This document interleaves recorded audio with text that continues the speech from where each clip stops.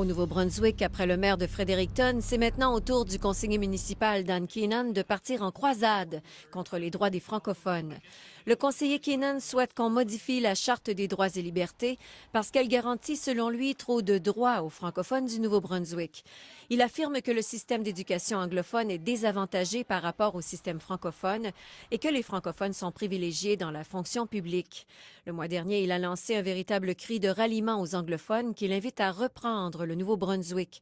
Pour plusieurs francophones, les propos du conseiller leur rappellent la sombre époque où les extrémistes anti-francophones s'en prenaient aux Acadiens de Fredericton. En Alberta, le tournoi de golf francophone revient pour une deuxième année dans la région de Calgary. Il se tiendra le 20 août à Airdrie. La Fondation franco-albertaine a profité du lancement de la programmation pour dévoiler sa nouvelle brochure qui explique la francophonie albertaine et le rôle de la Fondation. La Fondation gère 70 fonds de dotation qui servent à faire rayonner la francophonie albertaine.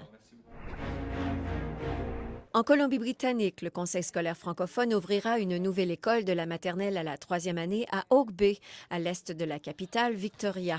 Le Conseil veut ainsi répondre à la croissance que connaît l'école Victor Brodeur, qui se veut aussi un outil de recrutement. Construite pour 500 élèves, la plus grande école du Conseil scolaire francophone de la province en accueille plus de 700. L'ancienne école militaire Lamson, louée par le CSF pour les 200 élèves du secondaire, ne suffisait plus à absorber cette croissance.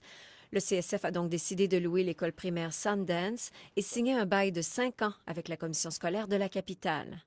Voilà, c'était la revue de l'actualité francophone au pays. Ici Jacqueline Landry, Radio-Canada, Vancouver.